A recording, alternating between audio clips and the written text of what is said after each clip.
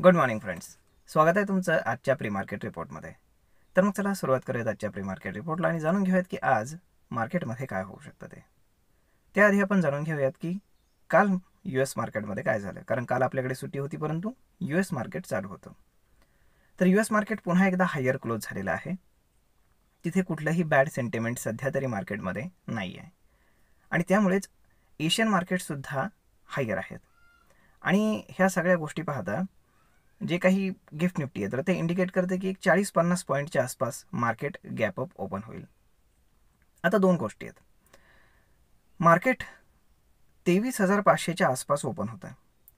जर मार्केट 23,500च्या पुढे जाऊन 50 पॉईंट जर ओपन झालं, म्हणजेच 23,550च्या वर जर मार्केट ओपन झालं तर मग मात्र शॉर्ट कव्हरिंग येण्याची शक्यता फार जास्त आहे, कारण जो काही ओपन इंटरेस्ट आहे तो 23,500ला खूप जास्त आहे.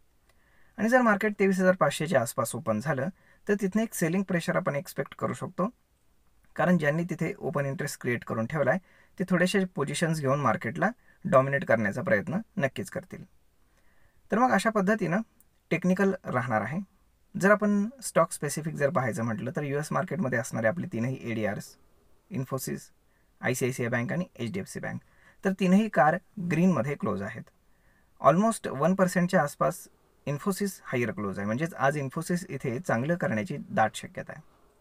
त्यामुळे तुम्ही इन्फोसिस म्हणजेच इन्क्लुडिंग IT स्टॉक्स आणि बँकिंग स्टॉक याच्यावरती लक्ष ठेवू शकता. त्याच्यामागचं बेसिकली रिझन असं आहे की हे दोनच सेक्टर्स असे आहेत, IT आणि बँक्स, यांनी ह्युजली अंडर परफॉर्म केलेलं आहे. कारण बाकी सगळ्या स्टॉक्सने ॲज युज्युअल चांगलं परफॉर्म केलं आहे आणि मार्केटही चांगल्या लेवलला आहे. परंतु ह्या लेवलला असतानाही हे दोनही सेक्टर्स अंडर परफॉर्म करत आहेत. यामधलं IT हे डिफेन्सिव्ह आहे परंतु बँकिंग हे पॉझिटिव्ह आहे. तर ह्याच्यामध्ये बँकिंगनी चांगलं एक्सपेक्टेशन म्हणजे परफॉर्म करण्याचं एक्सपेक्टेशन खूप जास्त आहे, परंतु ते होत नाही आहे. म्हणजेच ह्या दोघांचं जी काही रॅली पेंडिंग आहे ती जर आली तर मार्केट अगदी 24,000लाही टच करू शकतं, ही शक्यता आहे. परंतु ते इमिजिएट होईल का, तर तसं मला वाटत नाही.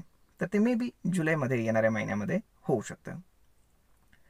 तर मग आता एकंदर सगळ्या गोष्टी पाहिल्या तर पॉलिटिकल अनसर्टेनिटी आणि बाकी सगळ्या गोष्टी ह्या जर पाहिल्या तर सगळ्या आता ओव्हर झालेल्या आहेत. आता कुठलीही गोष्ट शिल्लक नाही आहे की जी मार्केटला ट्रिगर देऊ शकते.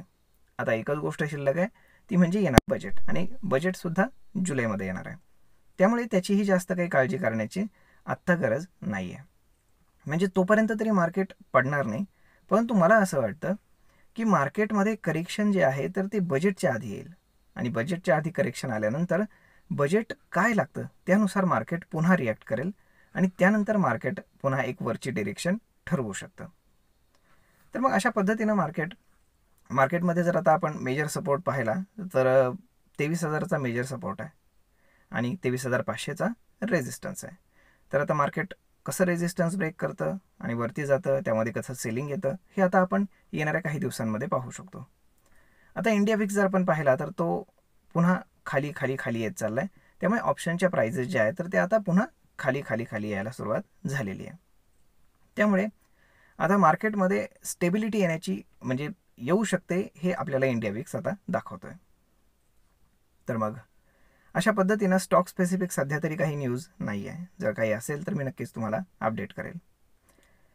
आय होप तुम्हाला ही माहिती ट्रेड आणि इन्व्हेस्टमेंट करण्यासाठी नक्कीच उपयोगी पडत असेल. जर हा व्हिडिओ तुम्हाला आवडला असेल तर आपल्या जवळच्या मित्रमंडळींसोबत देखील हा व्हिडिओ तुम्ही शेअर करायला विसरू नका. धन्यवाद.